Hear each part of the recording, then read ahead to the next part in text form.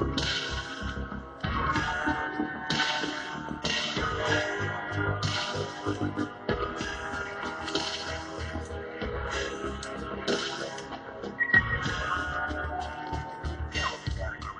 see if this kid's a wizard or schizo. Well, I'm not sure if the following guy is disinformation or the truth or a mixture of the two.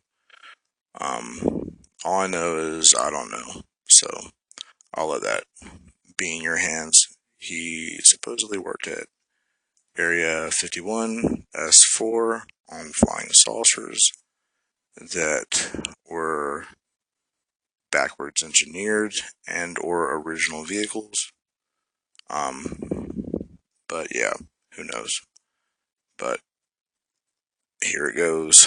I'll let you guys decide. I took specific clips that I've found relevant to my personal philosophies, theologies, etc., etc. So enjoy. Let me know what you think in the comments. Have a good night, guys. Allegedly, this interaction has occurred since, man was a simian creature, and, there were genetic alterations made. How specifically did the briefings detail how the aliens manipulated our genetics over the centuries? It mentioned 65 or 63 corrections or additions to the genetic makeup that finally resulted in, a human creature.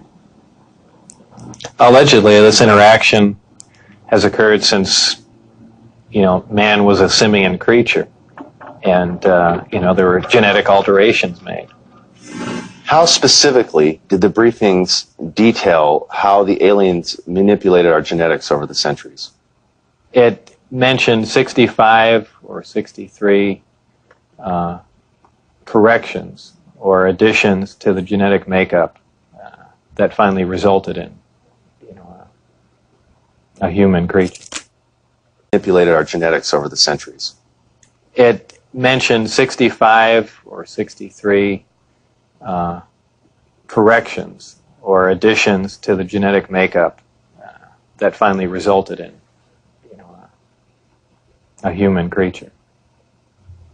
Allegedly, obviously, I didn't see this and I don't know it to be fact, but this is what I was told, that I was hired to replace one of a couple people that were killed while working on one of the reactors from one of the crafts. Apparently, they, for whatever reason, cut open an operating reactor, and the device exploded, killing both of them. The scientists that were killed there, allegedly the detonation from the explosion was fairly large. It would have rivaled a small tactical nuke. So it was done at the Nevada test site, and it was to be passed off as an unannounced nuclear test. Again, this was a story that was relayed to me, and allegedly what happened in '79, there was some sort of information exchange going on where there were actual live aliens at the facility, and at one particular point there was an area where some security personnel went to enter, and apparently because not the sidearms but the bullets in the sidearms, from what I understand, if they would have entered the area, the bullets would have detonated. And supposedly one of the creatures tried to stop the security personnel from entering the area, and a fight ensued. And the bottom line from the altercation was that the security personnel, I don't remember how many were involved, but were all killed, and they died of head wounds, and that's all that I heard of that story. There were 22 people with majestic clearance.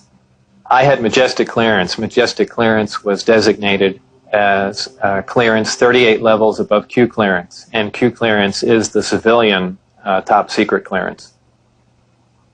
It probably really hit me when I got inside the craft and looked around and began to understand how the craft was operated, and finally grasped the whole project as a whole, as what we were doing, the fact that we weren't building this thing, we were trying to find out how it was made. We were back engineering it.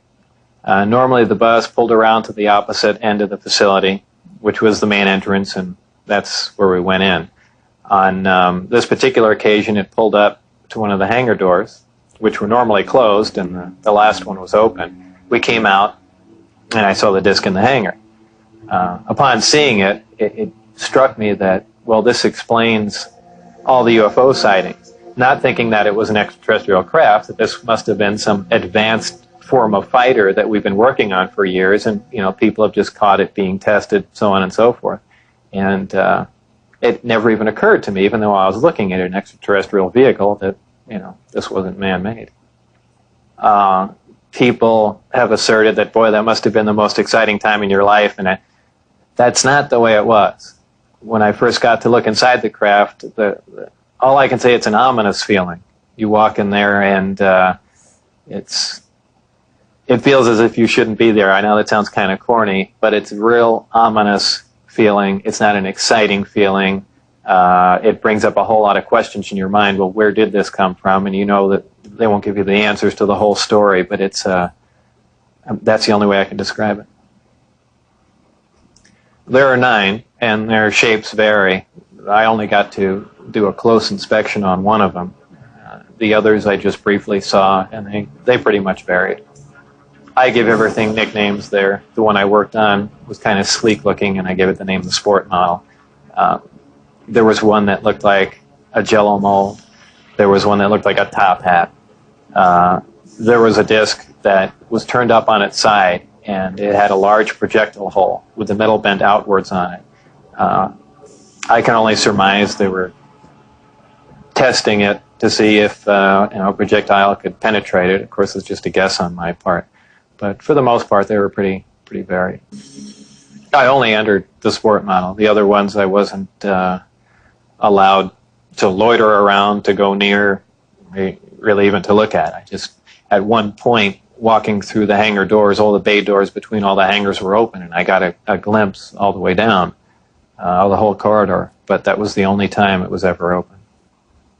The lower level of the craft, the floor itself is hexagonal, little hexagonal squares, and the hatch, or if you want to call it a hatch, the access way to get in there, is an ingenious little assembly.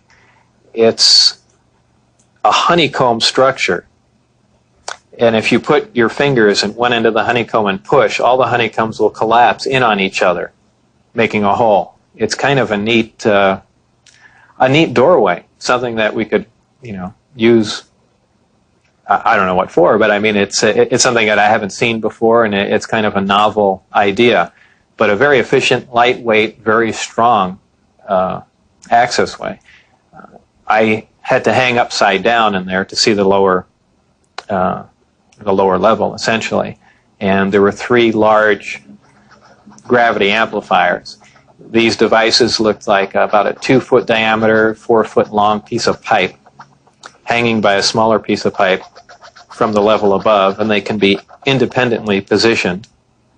And that's what emits the gravitational waves that propel the craft. But it had something to do with some sort of particle beam configuration where the gravity generator can be used as a lens to focus a weapon of some sort, similar to the SDI device we were working on in the 80s, but with the potential of a focusing device using the gravity generator. Project Looking Glass dealt with the distortion, the fact that there's a time distortion, essentially looking back in time, and by that I do not mean looking back years ago to see the wagon train days. They're looking for distortions that are milliseconds in time, and what that was used for, I don't know, but that was just observing the time distortion, time dilation phenomena of the craft in operation. 115 is strictly an extraterrestrial material. It probably occurs naturally in some other places, the 80s, but with the potential of a focusing device using the gravity generator. Project Looking Glass dealt with the distortion, the fact that there's a time distortion, essentially looking back in time, and by that I do not mean looking back years ago to see the wagon train days. They're looking for distortions that are milliseconds in time, and what that was used for, I don't know, but that was just observing the time distortion, time dilation phenomena of the craft in operation. 115 is strictly an extraterrestrial material. I do not mean looking back years ago to see the wagon train days. They're looking for distortions that are milliseconds in time, and what that was used for, I don't know. But that was just observing the time, the time distortion, time dilation phenomena, the craft in operation. 115 is strictly an extra. Project Looking Glass dealt with the distortion, the fact that there's a time distortion, essentially looking back in time, and by that I do not mean looking back years ago to see the wagon train days. They're looking for distortions that are milliseconds in time, and what that was used for, I don't know. But that was just observing the time, the time distortion, time dilation phenomena, the craft in operation. Arch, in a world gone mad, only a lunatic is truly insane. Please believe me! Please believe me!